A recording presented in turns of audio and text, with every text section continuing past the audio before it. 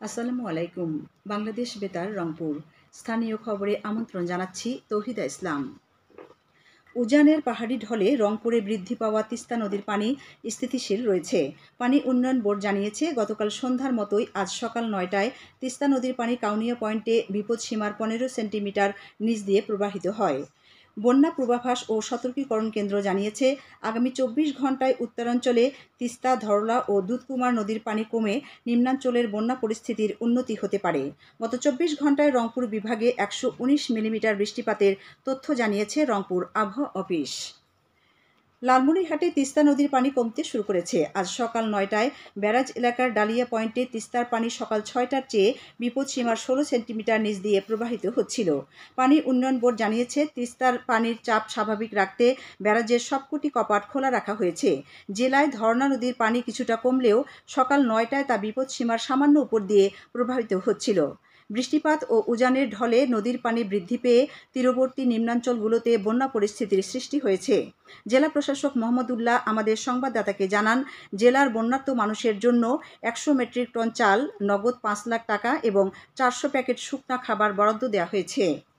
কুড়িগ্রামে বন্যা পরিস্থিতি অপরিবর্তিত রয়েছে। স্থানীয় পানি উন্নয়ন বোর্ড জানিয়েছে, ব্রহ্মপুত্র নদের পানি হাতিয়া পয়েন্টে আজ সকাল ৯টায় সকাল ৬টার চেয়ে ১ সেন্টিমিটার কমে বিপদসীমার ৪৫ সেন্টিমিটার উপর দিয়ে, নুনখাওয়া পয়েন্টে ২ সেন্টিমিটার কমে বিপদসীমার ৪৩ সেন্টিমিটার উপর দিয়ে এবং চিলমারি পয়েন্টে ১ সেন্টিমিটার কমে বিপদসীমার ৫৫ সেন্টিমিটার উপর দিয়ে প্রবাহিত হচ্ছিল। বন্যার্ত মানুষের মধ্যে ত্রাণ সামগ্রী বিতরণ অব্যাহত রয়েছে। এদিকে সংসদ সদস্য অ্যাডভোকেট মোহাম্মদ বিপ্লব হাসান পলাশ গতকাল রৌমারী উপজেলার বন্যা কবলিত এলাকা পরিদর্শন করেন। এ সময় তিনি উপজেলার দাঁতভাঙ্গা, বন্দবের ও চর শৌলমারী ইউনিয়নের বন্যার্ত পরিবারগুলোর মধ্যে ১০ কেজি করে চাল বিতরণ করেন। গাইবান্ধা জেলায় গত ২৪ ঘন্টায় ব্রহ্মপুত্র ও ঘাঘট নদের পানি কিছুটা কমলেও এখনও বিপদসীমার উপর দিয়ে প্রবাহিত হচ্ছে। অন্যদিকে করতোয়া ও তিস্তার পানি বৃদ্ধি পেলেও তা বিপদসীমার নিচে রয়েছে।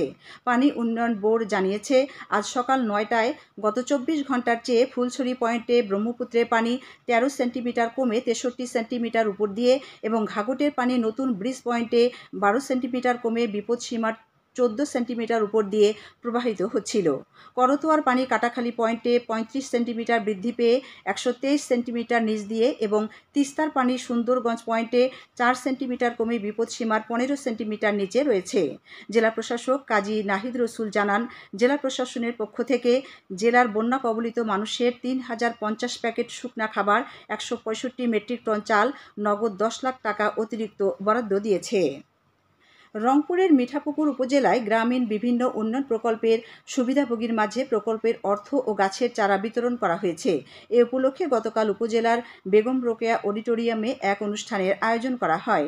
এতে প্রধান অতিথি ছিলেন জাতীয় সংসদ সদস্য জাকির হোসেন সরকার। ভারপ্রাপ্ত উপজেলা নির্বাহী অফিসার মুতাসিম বিল্লার সভাপতিত্বে অনুষ্ঠানে উপজেলা পরিষদ চেয়ারম্যান কামরুজ্জামান অন্যান্যের মধ্যে বক্তব্য রাখেন। অনুষ্ঠানে উপজেলার ১৭টি ইউনিয়নে কাজের বিনিময়ে খাদ্য, কাজের বিনিময়ে টাকা এবং টেস্ট রিলিফ কর্মসূচির আওতায় গ্রামীণ কাঁচা সড়ক ও বিভিন্ন শিক্ষা ও ধর্মীয় প্রতিষ্ঠানের উন্নয়নে ২২২টি প্রকল্প কমিটির নিকট নগদ অর্থ ও ফলদ গাছের চারা বিতরণ করা হয়।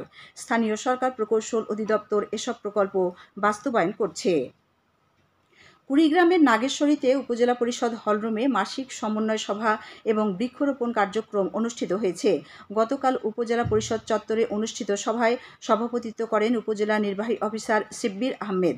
সভা শেষে উপজেলা পরিষদ চত্বরে বিভিন্ন ফলদ ও ওষুধি বৃক্ষরোপণ করা হয়।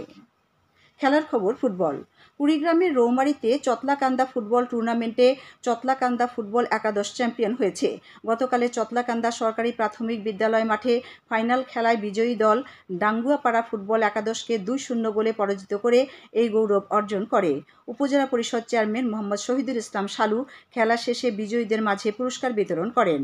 একটি যুব সংগঠন আয়োজিত টুর্নামেন্টে স্থানীয় ৮টি দল অংশগ্রহণ করে। সবশেষে আবহাওয়া।